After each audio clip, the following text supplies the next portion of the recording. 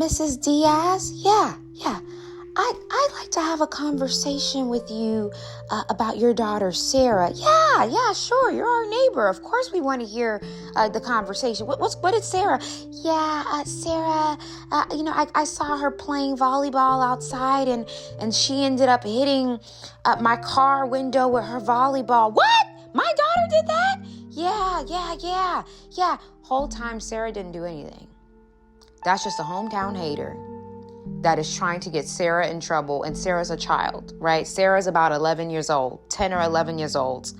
And now Sarah's going to walk into her house. Her mom is going to be screaming at her saying, oh, why did you hit your neighbor's window with the volleyball? Sarah's like, that never happened. Her mom don't believe her. And now she is on punishment for a week because the hometown hater made up a lie. So hometown haters are the elders that were around you when you were a child. These were your friends from high school and college. These were your ex-boyfriends and ex-girlfriends, your first ex-boyfriend, your first ex-girlfriend. These are people, the elders in your church or your synagogue. These are people who were around you when you were a little boy and a little girl, when you were like from the ages of like 11 to 21, your youthful years. You were around your hometown haters before you moved away or you finished college or whatever. And these are people who always knew that God had a big plan for your life. They always knew that you were going to become something special.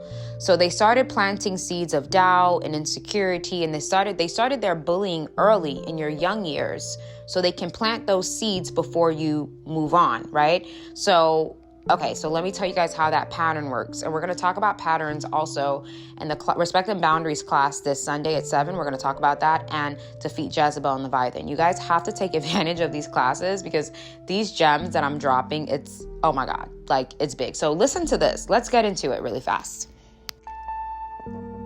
From hometown hater, then the hometown hater gets promoted to a monitoring spirit. Then the monitoring spirit gets promoted into a fake supporter. Okay, so remember the sequence: hometown hater, monitoring spirit, fake supporter. That is the pattern. Remember, I spoke to you guys yesterday about pattern recognition. I know patterns. I'm really big on patterns. We're going to talk about this in the Respect and Boundaries Masterclass on this Sunday at 7. We're also going to talk about this in Defeat Jezebel and Leviathan. You need to work on pattern recognition. A lot of entities follow the same patterns. Hometown haters follow the same pattern. They go from a hometown hater, meaning it's their job to hate on you from the time you're a little girl. You have women and men in your family, 40, 50 years you're senior, hating on you, trying to get you in trouble with your mom, having an obsession with your life, and you're just a child, right? When I was a little girl, the older people around me, it was their mission to try and get me in trouble with my mom and my dad. It was so weird. They were very fixated on me, right? So hometown hater, that's your ex-friends from high school that treated you like trash, right? Hometown hater. And then they're going to get promoted into monitoring spirit, right? So they don't have proximity to you anymore. You went off to college, you live in a different state, you live in a different area, you change the type of people you hang around, you go to different places. So now they're a monitoring spirit now. They don't have access to hurt you anymore. So now all they can do is watch you. So from hometown hater to monitoring spirit. Now, when they become a monitoring spirit and they see that you're getting somewhere, right? They see God's hand is on you. The reason why they came at you so hard is because they knew you were anointed for greatness. Okay? They knew you were anointed for greatness. They saw the mantle of influence, success, and abundance on your life since you were a little girl and a little boy. So now they're a monitoring spirit. They're monitoring you to see, is God really going to show up and show out for her? Is God really going to show up and show out for him? Are they really going to be this big thing that I always thought they were going to be when they were in our hometown? They're going to monitor you. Now, when they see God's hand is working and they see your success, progress, and abundance, now they're going to move into the fake supporter category. Right? Now it's like, oh, wow, like God really did do something for him or her. They really did become successful. They really did finish college and become a huge attorney or whatever. They really did heal and find their bliss, right? Okay, so now let me become a fake supporter now. Let me try to text them. I see what you're doing. Let me comment hard eyes. Let me try to DM them and follow them and act like everything's all kumbaya, because now I need to become a fake supporter. So that is usually the pattern that hometown haters follow. Hometown haters are always going to turn into monitoring spirits. They're always going to turn into monitoring spirits. They go from hometown hater to monitoring spirit, and then after that, they turn into fake supporters. So your hometown haters are people from your past. People from your past, people that you went to high school with, people that were around you when you were growing up as a child, family, friends, people who were just, their goal was to break your spirit. That was their assignment. And when you get away from them, right? Like when you become an adult, when you go to college, maybe you moved to a different state, now they don't have access to you. So now they turn into monitoring spirits, meaning they're watching you to see, is she going to get ahead? Is he going to get ahead? Like I saw the power in her. I saw the power in him. I saw the gifts that they had. That's why I tried to plant all those seeds. But let me try to see if I can watch her or watch him from afar to see if they remain in the same place. I'm telling you, a lot of people are watching you to see if you're staying in the same place. Give the monitoring spirits a show, right? Because you're going to keep going. You're going to keep getting ahead. And if anybody who doesn't like it, they know where to kiss it, right? You're going to keep getting ahead, right? You're going to keep doing what you need to do. You're going to stay in your purpose and you're going to stay in your power. Nobody attacks somebody that doesn't have anything going for themselves. People don't waste it. Listen, if you never get attacked, if your hometown haters aren't stalking you, you are no pressure. And people who were pressure, you were pressure since you were a little girl and a little boy. You always had power, influence, the bright light about you. You've always had it. That's why they would bully you. That's why the elders in your family will bully you as a child, because they already saw the power. So your hometown haters, you guys have to understand that there is a sequence for everything. I'm telling you, there's a pattern behind everything. Your hometown haters, essentially, I would say their role in your success story was to plant aggressive seeds of doubt in you from the time you were in your adolescent years to ensure that those seeds of doubt keep you from stepping into purpose. So you'll notice that when you look at the hometown hater rubric, let's hit the family first. Hometown hater, let's hit family. There's the hometown haters in the family are going to go after the scapegoat. They're going to go after the chosen one. They're going to go after the child of the light that's in the family. That's the person that they are going to team up and attack.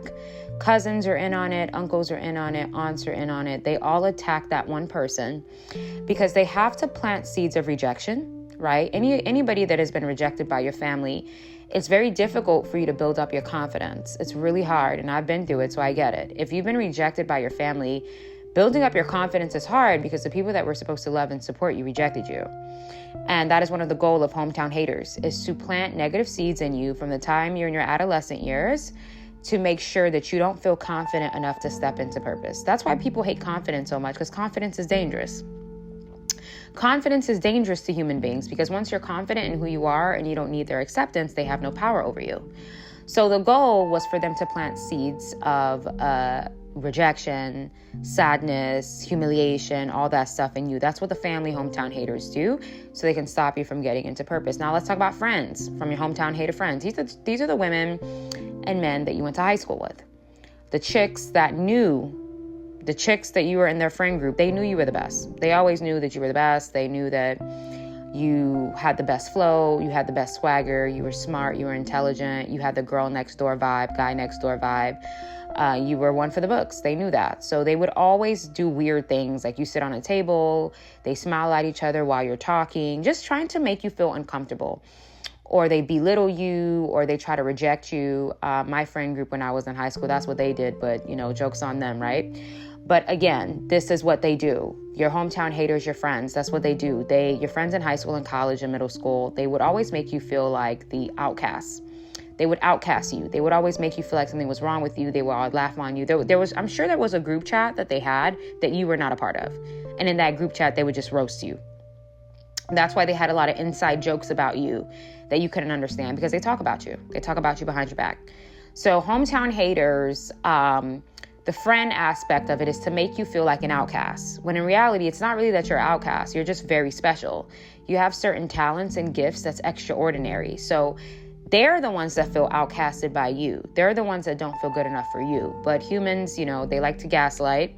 So they reversed it and made you feel like the outcast, when in reality, they knew that their intelligence, their depth, they weren't touching you in that area. So they had to make you feel like the outcast. So your hometown haters, that's like your neighbors, people that you went to church with, people that you went to synagogue with. These people were very mean to you growing up. And the goal was for you to not have the confidence to step into your purpose. They always knew you were special. And then they're going to turn into monitoring spirits. So when they no longer have direct access to you, they're going to start stalking you online.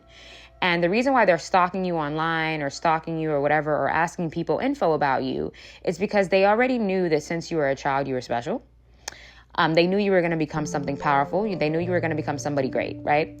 So now they have to monitor you to see, is she really going to reach purpose? Did our seeds of doubt work? Did we break her confidence or his confidence enough for them to not step into purpose so God doesn't bless them? And remember, I always tell you guys, where does God want you to step into? God wants you to position yourself correctly. God wants you to step into your purpose.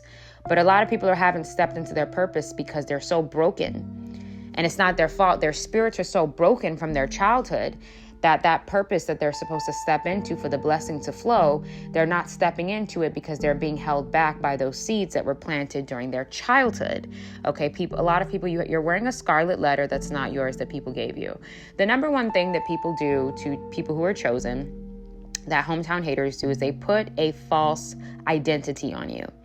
That's why I say some women have a problem with me, because women want to be able to paint you a certain way, and other women who are weak-minded are going to go with the flow. It's very easy to influence women. Very, very easy. They just, somebody will paint a bad picture of you. This chick will join in, that chick will join in. They'll form a hive. They're very easy to get in their heads and make them believe something that's not real. And because of their own insecurities and jealousy towards you, they see the hate train as an opportunity for them to come at you as well, right? So when you don't allow people to put a scarlet letter on you, and you don't allow people to give you an identity that's not yours, that will have you hated, especially in the community of women. And you can't allow them to. That's what your hometown haters tried to do. They tried to put a scarlet letter on you, and they tried to make you believe that you were worthless. Some of them will even tell you you're worthless. Some of your family and ex-friends and ex-boyfriends and girlfriends, they will even tell you you're worthless, you're going to be nothing, you're dumb, you're never going to be blessed, you're never going to get anywhere, you're worthless, nobody likes you. Nobody likes you. Everybody hates you. Everybody can't stand you. Nobody wants to be around you. That's the type of stuff that people would tell me. People would tell me nobody likes me. Now that I'm older, I'm a truth teller. I accept when people don't like me, because I'm going to tell the truth, and the truth is going to hit you like a double-edged sword. So you liking me is not what I'm concerned with. That's why a lot of times when people comment, I don't agree with this, I don't post or not post for your agreement or disagreement. And that's me not even being arrogant. That's me being honest. Truth tellers, our job is not to post what the masses would like. That's not our job. Our job is to post the truth. And the people who are ready to ascend, just like the quote says, when the student is ready, the teacher appears. The people that are ready to grow, they're going to come back on the truth teller side, whether it hurts or not, because they want to grow, right? So your hometown haters are going to try to put a false identity on you from the time you were a child. They'll point their finger. I remember when I was a little kid, I had a family member, 40 years my senior, put her finger in my face. I remember her long acrylic nails in between my eyes, and her just lowering me and saying, you're this, you're that, you're this, you're that, you're not going to be this, you're not going to be that. And it was just her trying to plant these seeds in me from the time I'm a little girl to make sure that those seeds grow and keep me, when I'm an adult, an older woman, from stepping into purpose. That's why now I have very dangerous confidence. I'm very ruthless, especially with how I deal with people, because I'm not going to allow you to come in and dismantle the work I've done on myself. I'm not going to allow you to come in and change the narrative and direction and trajectory of my story. So I'm very firm with where I stand. I don't allow women to bully me out of my territory. I don't allow men to come in and try to play games. I'm very solid with where I am. I did a lot of work. I worked really, really hard to remove those seeds of doubt from my spirit and step into my power. And I'm not going to let you or anybody else get in the way of that. And your hometown haters, when they start monitoring you, they're essentially monitoring you to see if the seeds worked. Like, is she still insecure because we made her feel insecure? Is she not? A lot of you guys, you're really smart. And because you're so smart, people were intimidated by that. So people started calling you dumb. A lot of you guys have been called dumb and stupid when you're really not dumb and stupid. You're actually really smart. But people saw that, your hometown haters saw that, so they called you stupid, or they purposefully sabotaged your work so that you can believe you're not smart, so you don't step into purpose. Okay, so your hometown haters are going to start monitoring you. They're probably monitoring you right now. It doesn't matter if you're in your 30s, 40s, 50s, 60s. There are still, your sister that you don't talk to anymore since you were 20, your cousins, your friends that you haven't spoken to in the last 35 years. Don't think that they're not making pages to watch what you're doing. They absolutely are. Your ex-husbands, your first marriage when you were 19, they're all still watching you because they want to see if those seeds of doubt worked. And hopefully, if you're listening to this, they haven't worked, and you cannot take down control freaks, Jezebels, and Leviathans if you don't have respect and boundaries.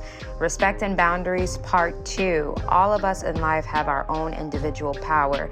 The problem is when you give that away by being a habitual people pleaser. And respect and boundaries, part 2, we will be doing a deeper dive into how to respect yourself and how to also ensure that the people around you are giving you the same respect that you also give yourself. In addition to that, we have Defeat Jezebel and Leviathan on June 29th, following the Respect and Boundaries Part 2. In order to deal with lower level controlling entities, you need to know how to spot them within individuals and know how to navigate them. In other words, vampires, sociopaths, narcissists all fall under the Jezebel and Leviathan umbrella.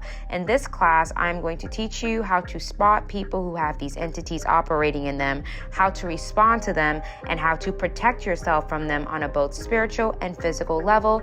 You guys do not want to miss these master classes. Very, very important.